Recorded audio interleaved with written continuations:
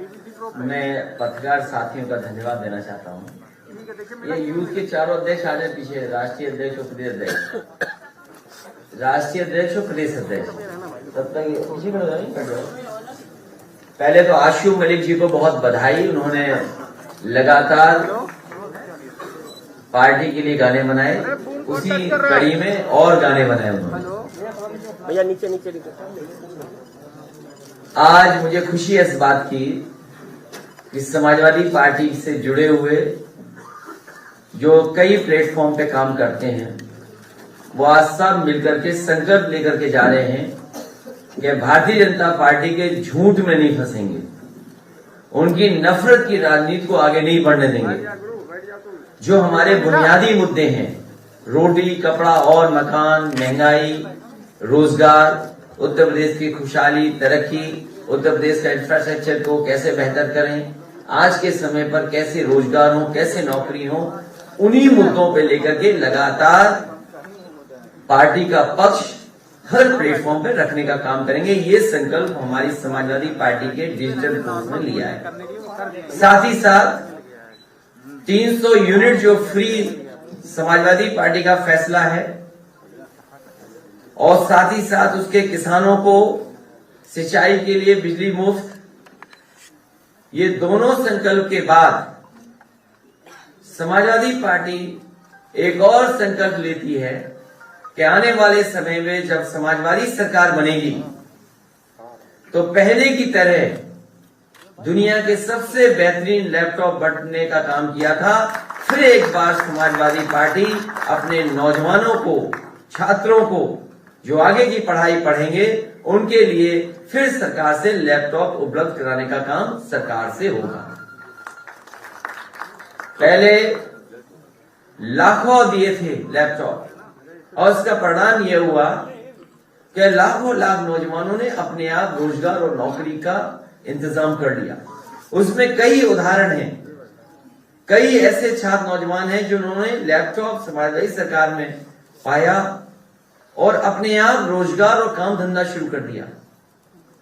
मुझे जब बांदा में जाने का मौका मिला था तो बांदा में एक नौजवान अपने आप उसी समाजवादी लैपटॉप से काम कर रहा था और रोजगार और अपने परिवार को चला रहा था।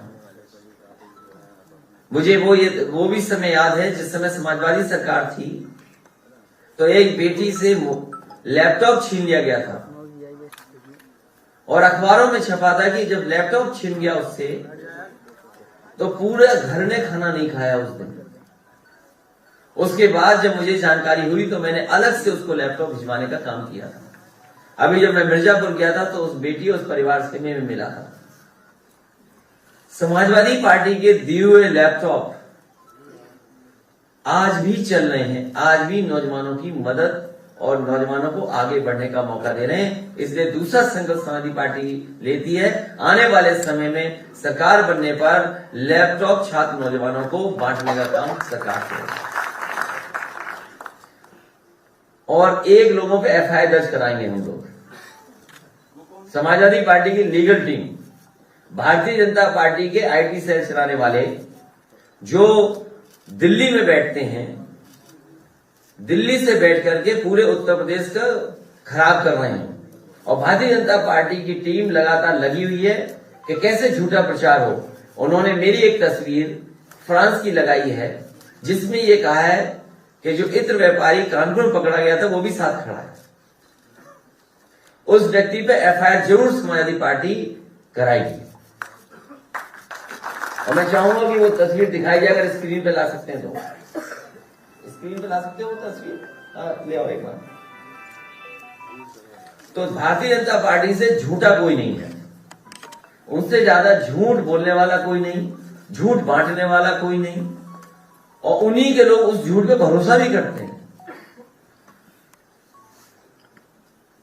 एफआईआर अभी होगी या सरकार बनने के बाद? नहीं, एफआईआर तो अभी दी जाएगी, तहरीर अभी दी जाएगी, कार्रवाई सरकार के बाद होगी। यही सुनना चाहते थे आप? क्योंकि इस सरकार में हमारे खिलाफ कोई बोले एक एफआईआर नहीं होती, न पकड़ा पकड़ी होती है। अगर इनके नेताओं के खिलाफ कुछ लिख दो तो पुलिस घूम रही होती है घर मकान ढूंढते हुए। और जब उत्तर प्रदेश के डीजीपी पावर ही नहीं बची, मुझे बताया कि पावर ही खत्म हो गई उनकी, किससे जाए। लेकिन फिर भी समाजवादी पार्टी दे करके आएगी, एक तहरीर देगी कि जिन्होंने इस तरह का किया है, जो धाराएं बनती हों उसके खिलाफ कार्रवाई वैसे भी। अखिलेश जी, एक सवाल इसी से जुड़ा हुआ था। आज के समाचार पत्र पहले फोटो देख लो, इसी से जुड़ा हुआ है। लाल टोपी के साथ में उन्होंने दिखाया है कि एक तरफ तरक्की है और दूसरी तरफ जो है पॉक्स मनी दी जा रही है आपकी पीरियड पे। ये सरकारी पैसे से ये दुरुपयोग नहीं होना चाहिए।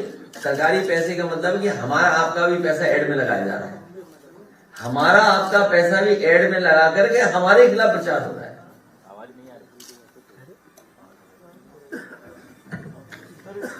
समय आने पर उसके लिए भी कार्रवाई होगी। वो वाला स्पीकर बंद हो गया। तो सवाल ये है, राज्य महिला आयोग की जो आज आंकड़े जारी किए गए हैं उसका पालन करेंगे। जैसे ही आचार संहिता लगेगी, भैया आवाज नहीं आ रही है, वो वाला स्पीकर बंद हो गया है, बंद हो गया है। और भैया माइक के पास बात ना करो, पीसी सुन लो, आपस में बात कर रहे हो। नहीं आई ना, अब आवाज आ रही है? नहीं आई भैया। वो वाला सर। अरे यार कहाँ हमारा पता नहीं क्या सुनना चाहते हो, आवाज नहीं आ रही। सवाल ये था कि महिला आयोग सेंट्रल गवर्नमेंट ने अभी आंकड़े जारी किए हैं, उसमें 30,000 में आधे 16,000 से यूपी से दर्ज नहीं से 1 साल में। भारतीय जनता पार्टी जिस समय एनसीआरबी के आंकड़े देखेगी, सबसे ज्यादा बेटियों के साथ, महिलाओं के साथ घटनाएं उत्तर प्रदेश में हुई है। शिक्षक भर्ती के लिए जो लोग धरना दे रहे हैं, आप उनसे क्या कहना चाहेंगे? शिक्षक भर्ती के लिए जो लोग धरना दे रहे हैं, आप उनसे क्या कहना चाहेंगे? मैं उनको सम्मान देना चाहता हूं। वो अब धरना देना बंद करें, अपमानित होना बंद करें। ये सरकार उन्हें अपमानित करेगी, लाठी मारेगी। वो यहाँ से जाएं, अपने बूथ पर भारतीय जनता पार्टी को हराएं।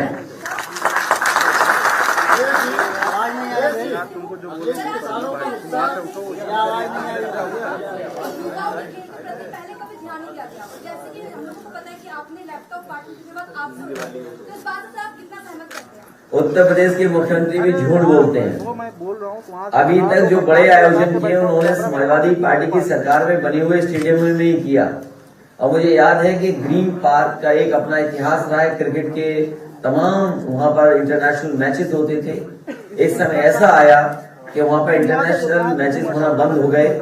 उन्हें इंटरनेशनल मैच अगर किसी ने कराए तो समाजवादी सरकार की देन है। और साथ ही साथ लखनऊ में भी वर्ल्ड क्लास इंटरनेशनल स्टेडियम मिला है क्रिकेट का, और इसके साथ साथ तमाम और स्पोर्ट्स का भी।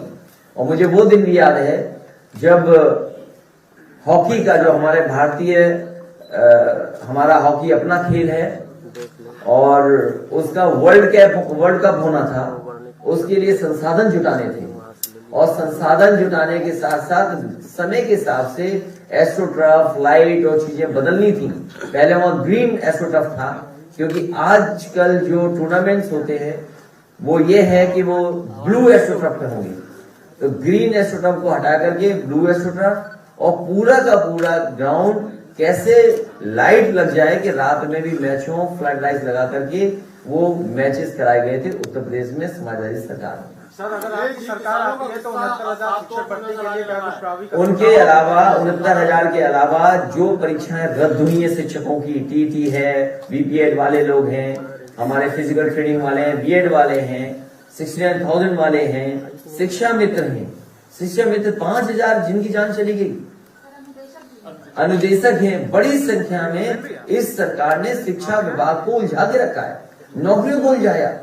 समय समय पे छात्र नौजवान तैयारी करके आते थे, जैसे तैसे अपना किराया कैसे रुकेंगे वो इंतजाम करते थे, परीक्षा देने आते थे और पता लगता था कि परीक्षा रद्द हो गई, पेपर लीक हो गया। जितने भी पेपर लीक हुए हैं उसमें भारतीय जनता पार्टी के लोग शामिल हुए।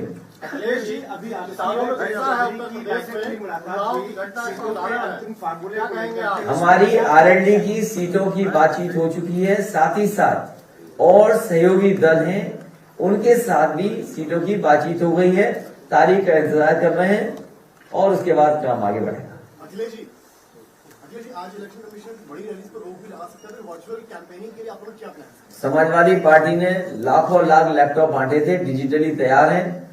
संसाधन कम होंगे लेकिन फिर भी इन्हीं कार्यकर्ताओं की ताकत से इस बार चुनाव जीतने का काम करेंगे। हमारा एक कार्यकर्ता तैयार है चुनाव के लिए, वो इंतजार कर रहा है कि तारीख कब आएंगी और तारीख आते ही भारतीय जनता पार्टी का उत्तर प्रदेश सफाई होना शुरू होगा। ये झूठ बोलने वालों को, नाम बदलने वालों को बताइए, बीपी रावत जी का कौन सम्मान नहीं करता? किस देश का कौन व्यक्ति है जो सम्मान नहीं करेगा? मैनपुरी में बहुत सारे शहीद लोग हुए, एटा, मैनपुरी, गाजीपुर, राजनगढ़, मुजफ्फरनगर, ये तमाम शहीदों ने अपने देश का नाम आगे बढ़ाया। सैनिक स्कूल किसने बनाया? नेताजी डिफेंस मिनिस्टर, समाजवादी सरकार में बना। हमें कोई नाराजगी नहीं है, लेकिन ये सरकार है जो अब जिसको सम्मान देना चाहती है उसके लिए भी कोई काम नहीं करती, केवल नाम बदलती है। ये ऐसे मुख्यमंत्री हैं, केवल नाम बदलने वाले हैं। इस बार जनता ही इन्हें बदल देगी। अयोध्या में मारे गए 2 कोठारी बंधुओं की बहनें आज मुख्यमंत्री योगी आदित्यनाथ से मुलाकात की। आप भी अयोध्या जाने वाले, क्या उस बहन से मुलाकात करेंगे? मुझे ये केस याद नहीं है, अखिलेश जी आप मुझे ये केस याद नहीं। लेकिन एक चीज हम बता दें आपको, एक व्यापारी परिवार यहाँ आया था प्रतापगढ़ का मिलने मुख्यमंत्री से, सुरक्षा मांग रहा था और वो प्रतापगढ़ पहुंचा, उसकी हत्या हो गई। और कई ऐसी बेटियां बहनें आई हैं जिन्हें आत्मदाह तक मुख्यमंत्री आवास में करना पड़ा, तब एफआईआर दर्ज हुई है। कौन नहीं जानता इन बातों को? केवल प्रचार पे चल रही सरकार, छोटे प्रचार पर। मैंने कई मौकों पर कहा कि हिटलर के पास केवल एक प्रोपोगेंडा मिनिस्टर थे, इस सरकार में तो पूरी सरकार प्रोपोगेंडा पे चल रही है। अखिलेश जी, एक सवाल खड़ा हो गया कि भगवान परशुराम किसके हैं, आपके हैं या बीजेपी के हैं? भगवान परशुराम न समाजवादी पार्टी के न बीजेपी के हैं, भगवान परशुराम सबके हैं और जितने भी भगवान है वो सबके हैं। हमारा भारत देश इसी में तो कामयाब है कि हम हर एक भगवान को मान सकते हैं।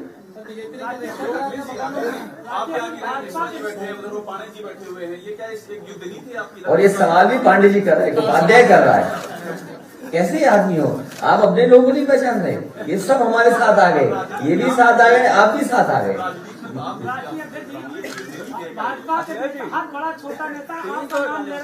ये सब साथ हैं और आप भी साथ हो। भाजपा के हर नेता जो है, छोटा हो या बड़ा, सब आपको लेकर नाम ले रहा है आपका। मतलब हमें जिताने जा रहे हैं ना। बहुत धन्यवाद उन लोगों का, वो इसलिए कि हम जीतने जा रहे हैं, जिताने के लिए वो सब नाम ले रहे हैं। अखिलेश जी, आपकी पुरानी पूर्व सरकार में शिक्षा पर काफी काम अच्छा हुआ था, लेकिन इस बार आपकी सरकार बनेगी तो बहुत सारे छात्र छात्राएं हैं विदेशों में पढ़ाई करने के इच्छुक रहते हैं, उनकी इच्छा रहती है, क्या उस पर कुछ गौर करेगी सरकार? नेताजी जब भी सरकार में आए, शिक्षक लोगों की जितनी भी मदद हो सकती थी नेताजी ने की। समाजवादियों को पिछली बार मौका मिला, मुझे मौका मिला, जितनी समस्याओं का समाधान कर सकते थे किया है और मानदेय तक लेकर के जो भी सुविधा दे सकते थे दिया। ये पढ़ाई को लेकर के पिछली बार भी मेरे पास प्रस्ताव आया था। एक आपके यूपी की यूनिवर्सिटी थी, वो चाहती थी कि बच्चों को अगर मदद हो सके जो विदेश पढ़ना चाहते हैं, मैं आपके सुझाव को कंसीडर करूंगा और जो भी गरीब बच्चे हैं जिनके माँ बाप के पास संसाधन नहीं है, अगर वो विदेश में जाकर के पढ़ना चाहेंगे तो ये तीसरा संकल्प हो जाएगा, याद रखना। तो अगर वो विदेश में पढ़ने जाना चाहेंगे तो सरकार से कोई न कोई फंड ऐसा क्रिएट करेंगे जिससे गरीब परिवारों के बच्चे भी विदेश जाकर के पढ़ सकें। ट्रांसफर स्पीच में आचार संहिता लग रही है, आपका क्या ट्रस्ट है इलेक्शन कमीशन की एडमिनिस्ट्रेशन? ये सरकार का ही ट्रांसफर होने जा रहा है, वो सब अधिकारी जानते हैं। आरक्षण को लेकर जो अभ्यर्थी बड़ा सवाल खड़ा कर रहे हैं, तो क्या आपकी सरकार आने पर आरक्षण का रिव्यू करेगी जिनकी नौकरियां मिली हुई है? जहां पर सरकार ने अनदेखी की है, मैं देख रहा हूं, सुन रहा हूं और कई मौकों पर मुझे यहाँ बच्चे मिले हैं, कई विभागों के बच्चे मिले, कई यूनिवर्सिटी के प्रोफेसर मिले हैं जो इस तरह की शिकायत करते हैं। तो जो संविधान में जो बाबा साहब भीमराव अम्बेडकर जी ने जो रास्ता दिया, जो संविधान का रास्ता है, उसको अपनाया जाएगा। अखिलेश जी पिछले साल आरक्षण कार्मिकों का एक संगठन आपसे मिला था, इस बार वो लोग कह रहे हैं कि प्रमोशन में जो आरक्षण की बात करेगा, जो घोषणा पत्र में शामिल करेगा, हम उसके साथ खड़े होंगे। तो आज क्या आप ही घोषणा पत्र बनाने आए हो क्या? जब समय आएगा तब देखा जाएगा। और उन लोगों को हमने भरोसा दिलाया, उनकी बात पर हम साथ देंगे। वो भी जानते हैं कि समाजवादी पार्टी जो कहती है वो करके दिखाती है। बयान दिया है कि जो विद्यार्थी पूरे साल पढ़ाई न करें वो सोचे कि हम टॉप पर आ जाएंगे, ऐसा नहीं होता। इशारा आपकी तरफ था।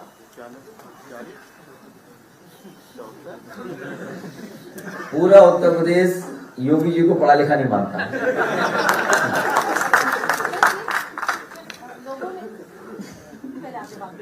नहीं। कल मैं गोंडा गया था और समाजवादी सरकार में वो 4 लेन सड़क बनी। मुझे याद है कि मैं जब नानपारा वाली सड़क को रामनगर बाराबंकी से और नानपारा तक 4 लेन बनाना चाहता था, उस समय की सरकार ने कहा कि हम स्वीकृत कर चुके हैं सड़क डबल लेन टेप शोल्डर, अभी 4 लेन नहीं बन सकती। बहुत कोशिश की, 4 लेन के लिए पैसा नहीं दिया। तो मैंने कहा कि अगर आप ये 4 लेन नहीं बना पा रहे तो मैं इसी के आसपास कई 4 लेन बना के दिखाऊंगा। तो बहराइच से श्रावस्ती 4 लेन बनी और एक नानपारा ये वाली आपकी जरवल मार्ग जो गोंडा को जोड़ता है वो 4 लेन बनी। मैं पहली बार चल करके आया हूं उस पर। सड़क पर जहां पर पेड़ पौधे या अच्छे फूलों के पेड़ लगने थे, वहां पर हमें पूरे डिवाइडर पे सांड बैठे दिखाई दिए। जो मुख्यमंत्री का सबसे प्रिय जानवर हो, सांड, और 5 साल में सांड को नहीं हटा पाए। इधर आपके चैनलों ने तो कम स्टोरी दिखाई हैं, लेकिन मैं इधर देख रहा हूं कि बीबीसी भी स्टोरी सांड पे कर रही है। तो जो सरकार, जो मुख्यमंत्री दूसरों से पूछ रहे हैं, पढ़े लिखे नहीं है, वो बताए सांड कब हटाएंगे डिवाइडरों से। और हमारे पत्रकार साथी अगली बार अपना स्मार्टफोन उनके हाथ में दे देना और कह देना कुछ ट्वीट करके दिखा दो।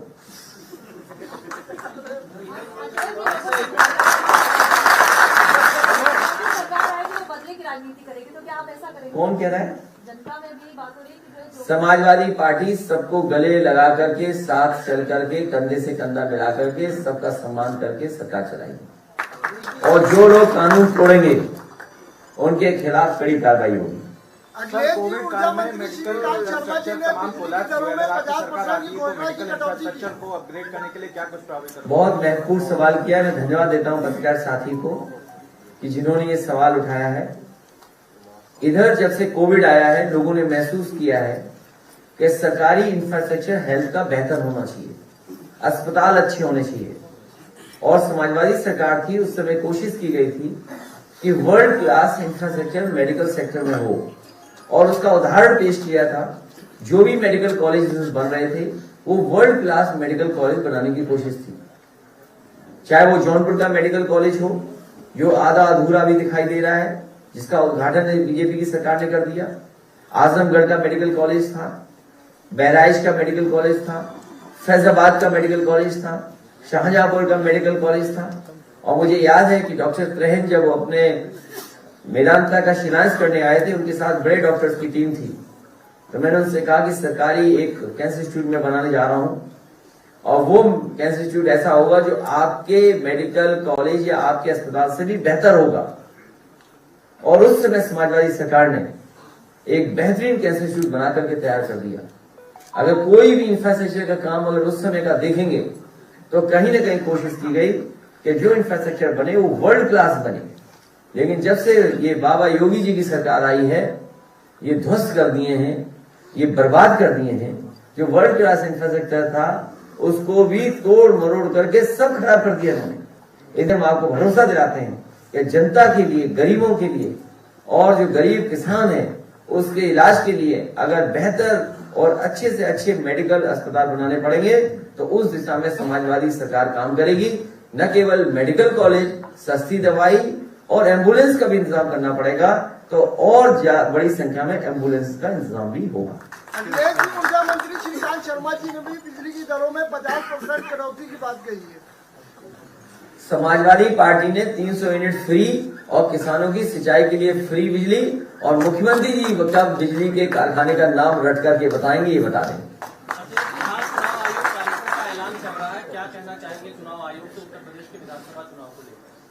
हमारा चुनाव से यही निवेदन और अपील होगी कि भारतीय जनता पार्टी के भाषणों पर निगरानी रखें, इनकी नफरत फैलाने वाली राजनीति पर कड़ी नजर रखें।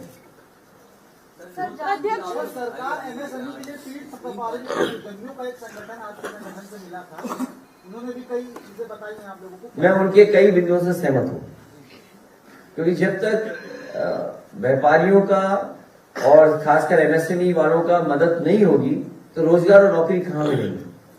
तो स्वार्थ हमारा भी है कि कारखाने उद्योग लगे बड़े बड़े, लेकिन वहीं छोटे कारोबार भी हमारे उत्तर प्रदेश में पनपे, आगे बढ़े, तभी जाकर के रोजगार और नौकरी मिलेगी। सर, जानकीपुरम में एक स्कूल बना हुआ आपकी गवर्नमेंट में बना था, अभ्युदय करके, शायद पूरे लखनऊ में वैसा स्कूल नहीं है, क्योंकि वो सरकारी स्कूल है जिसमें अंदर रैम भी बना हुआ है, बहुत सारे हाईटेक स्कूल है। क्योंकि आपकी सरकार आएगी तो उस तरह का स्कूल और आप बनवाएंगे?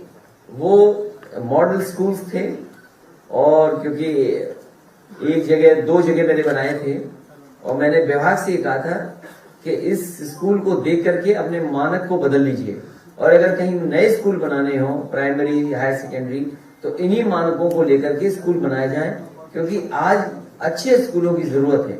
स्कूलों का इंफ्रास्ट्रक्चर कम से कम ऐसा हो जो प्राइवेट स्कूलों का इंफ्रास्ट्रक्चर न हो। और मैं दावे के साथ कह सकता हूं, जिस स्कूल का आप नाम ले रही हैं, अगर आप उसका इंफ्रास्ट्रक्चर देखेंगे और किसी प्राइवेट स्कूल का इंफ्रास्ट्रक्चर देंगे तो उससे बेहतर आप उसको पाएंगे। तो ये समाजवादी सरकार की कोशिश थी, लेकिन हमारे बाबा मुख्यमंत्री जी को पढ़ाई लिखाई से क्या मतलब है? हमारे बाबा मुख्यमंत्री जी को पढ़ाई लिखाई से क्या मतलब है? उस स्कूल को जो बनाया था, उस जैसा कोई स्कूल नहीं बनाया उन्होंने प्रदेश में। एक सैनिक स्कूल नहीं दिया। जो बात मैंने यहाँ कहा नाम बदलने वाली सैनिक स्कूल की, मैनपुरी अच्छा किया, मैनपुरी का नाम बदल दिया। कम से कम हमारे मैनपुरी ने वो जगह तो दी वीपी रावत जी को सम्मान देने की। बाबा मुखर्जी ने कुछ बनाया नहीं, कहाँ सम्मान देंगे? अटल बिहारी वाजपेयी जी को जब सम्मान देना था तो हमारे स्टेडियम का नाम बदल दिया। समाजवादी सरकार का ही तो बना हुआ स्टेडियम है जिसका नाम बदला। तो कम से कम हमें खुशी है कि ऐसे बड़े लोगों को सम्मान दिया जा रहा है, लेकिन वो काम समाजवादियों का है। अजय जी, कृष्ण जी अभी निरंतर सपने में आ रहे हैं। कौन आ रहा है सपने में? कृष्ण भगवान जी। अच्छा, अध्यक्ष जी, आपने किस हिसाब क्या सवाल है आपका? कोई सवाल नहीं, आपने उस दिन बताया था कि कृष्ण भगवान निरंतर सपने में आ रहे हैं। नहीं, अगर आप यकीन मानिए, जिस भगवान के बारे में आप सोचते हुए सो जाएंगे वो भगवान जरूर सपनों में है। ये हमारे मान्यता है, बुजुर्गों ने बताया, वही मैं करता हूँ। अध्यक्ष जी, आप लेकिन मुझे सुनने में आया कि मुख्यमंत्री जी कुछ और याद दिला रहे थे, कंस को याद दिला रहे थे। मैं ढूंढ रहा हूँ हमारे बच्चों के कंस कौन है।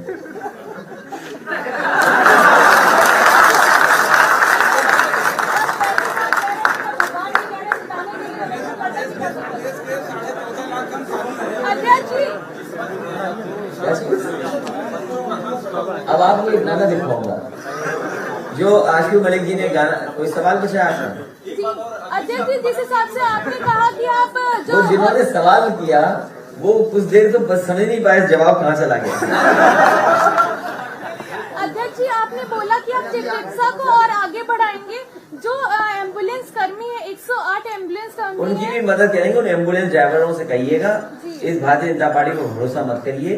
समाजवादी ने एम्बुलेंस चलाई थी, जो सुविधा देनी होगी सुविधा देंगे, जिससे कि हमारे गरीबों की वो मदद कर सकें। मैं उनको धन्यवाद भी देता हूं कि कोरोना के समय पर और कोविड के समय पर जब कोई गरीब को नहीं बैठाना चाहता था अपनी गाड़ी में, परिवार के लोग भी एक दूसरे से दूरी बना रहे थे, उस समय अगर किसी ने मदद की थी गरीबों की तो यही समाजवादी सरकार में चलने वाली एम्बुलेंस ने लोगों की मदद की थी। इसलिए इन ड्राइवर्स की भी मदद करने का काम पुनः समाजवादी सरकार ने किया। 14.5 लाख कर्मचारी है प्रदेश में, इनकी एक मांग है कि पेंशन स्कीम लागू की जाए। हमारे कई कर्मचारी संगठनों से बात हुई है और कर्मचारी संगठनों से मैंने कह दिया उनकी बात मैं मानूंगा। में जो बैठे हैं उनका परिचय ये स्वामी महामंत दास जी हैं, मिर्जापुर के रहने वाले हैं। नेताजी से बहुत लगाव रखते थे, पार्टी से बहुत लगाव रखते हैं। हालांकि इनके संबंध बीजेपी में भी है, वो बीजेपी के साथ भी उठते बैठते हैं। तो कुछ हमारी बात वहां पहुंचाते हैं, कुछ वहां की बात हमें बताते हैं।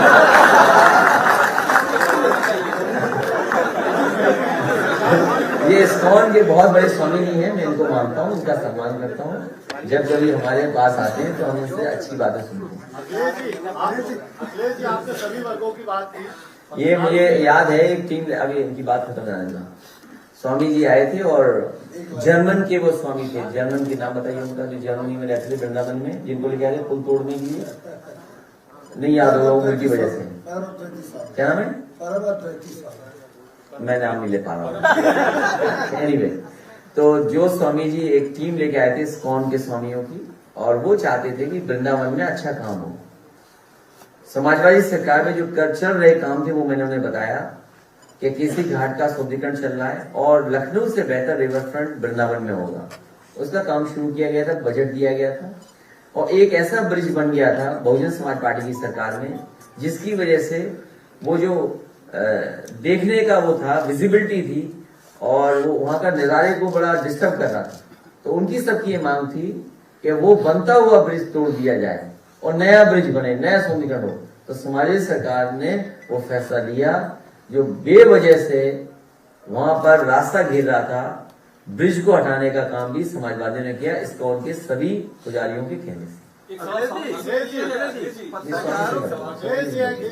चुनाव का डिक्लेयर हो रहा है, तो बुझा दोगे भाई। अगर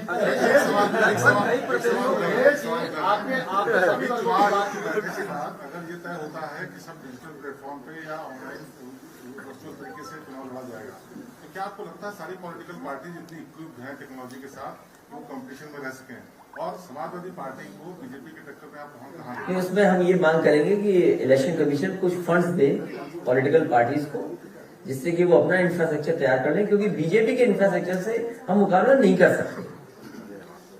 बीजेपी के पास वो तमाम इंफ्रास्ट्रक्चर वो आज से नहीं है, वो आपके और हमारे चर्चा में है कि सबसे ज्यादा फंडिंग अगर करना है तो डिजिटल प्लेटफॉर्म पे करना है। तो चुनाव इससे हम ही पॉलिटिकल पार्टीज का ये अपील होगी कि अगर कोई ऐसा कर सके, सरकार से फंड्स दें हम लोगों को, क्योंकि हम लोग तैयार तो हों उसके लिए, तैयार तो हों उस लड़ाई के लिए। डेमोक्रेटिक सेटअप को हम कम से कम इक्वल प्लेटफॉर्म तो लिखित मांग करेंगे। लिखित क्या, ये प्रेस कह दी यही लिखित हो गया। अब आप भी इस जमाने में लिखित मांगते हो।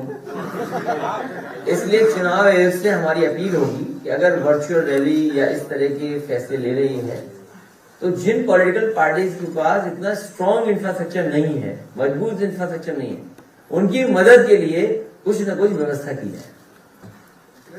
ठीक है, आप ये जी कल लेने दो यार।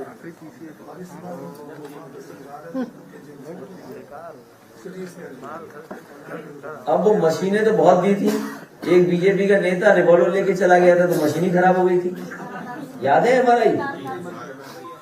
तो समाजवादी सरकार में सिटी स्कैन नहीं हो, MRI मशीन नहीं हो, एम्बुलेंस नहीं हो, दवाइयां, आज सोचिए अस्पतालों में दवाई नहीं है, आज गरीब का ऑपरेशन नहीं हो पा रहा, रिफर कर दे रहे, प्राइवेट की तरफ भेज रहे हैं। कोई भी जिला अस्पताल में आज ऑपरेशन नहीं हो पा रहा, इलाज नहीं हो पा रहा, दवाइयां नहीं है। ये कैसी सरकार है जो गरीबों को दवाई नहीं दे पा रही है? पत्रकारों के लिए आपकी क्या घोषणा है? ये मुद्दे की बात है। ये पत्रकार पहली बार आया है इस प्रेस में।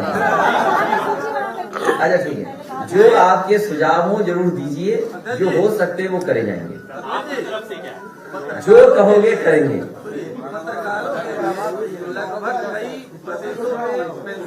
नहीं, ये तो पहले कह चुके, कंटिन्यूटी में है।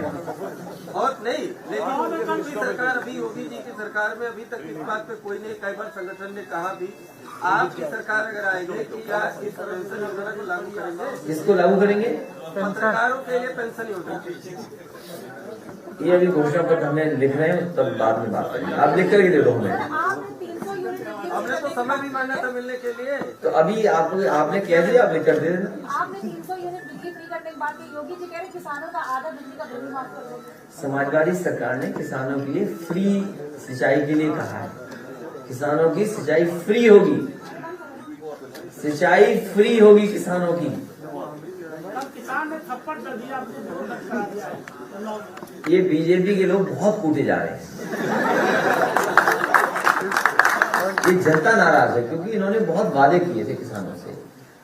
किसानों से कहा कि आपकी आय दोगुनी हो जाएगी, किसी भी फसल की कीमत नहीं सरकार दे पाई, किसान को खाद नहीं मिली, किसान भटकता रहा, खाद नहीं उपलब्ध करा पाए, बीज उपलब्ध नहीं करा पाए, डीएपी उपलब्ध नहीं करा पाए, कीटनाशक दवाइयां नहीं दे पा रहे, गन्ने का अभी भी बकाया है और उन्हीं किसानों पर मीटर लगवा दिए बिजली के बिल ज्यादा आ रहे हैं, डीजल पेट्रोल महंगा कर दिया।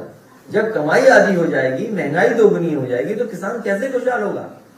इसीलिए वो किसान नाराज होकर के सम्मान देने गया था विधायक जी को। महंगाई जो है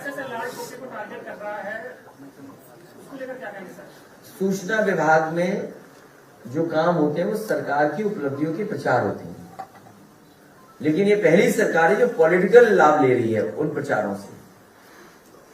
ऐसे दोषी अधिकारी जो सुझाव और राय दे रहे हैं और ऐसी कंपनियां जिन्होंने ऐड बनाए हैं उन पे कार्रवाई हो। सर जैसे अभी कोविड है और आज प्रेस कॉन्फ्रेंस भी होने वाली है उसके चुनाव आयोग की, तो अगर एक ऑनलाइन वोटिंग का ऑप्शन होगा? ऑनलाइन वोटिंग के पक्ष में हम नहीं होंगे। फिजिकल वोटिंग चाहे हमें दूर 2 दिन वोटिंग करा लें, 2 दिन वोटिंग करा लें। अगर मशीन में डर है कि हम ग्लव्स नहीं दे पाएंगे तो बैलेट वोट करा लें। जब बैलेट कुछ उम्र के बाद के लिए अलाउ कर रहे हैं आप और विकलांग के लिए अलाउ कर रहे हैं, लेकिन ये नहीं हम लोग इसके पक्ष में नहीं है, ऑनलाइन वोटिंग के पक्ष में समाजवादी पार्टी नहीं है। तो सर फिर आपका क्या वोट डालेंगे हम सब।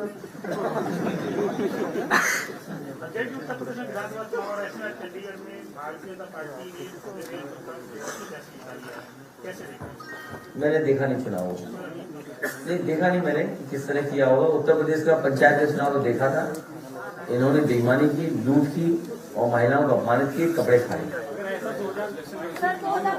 ये जनता चुनाव लड़ रही है, जनता इनको सबक सिखाएगी। बहुत धन्यवाद प्रेस के लोगों का और हम अपने डिजिटल टीम के लोगों को भी धन्यवाद देते हैं।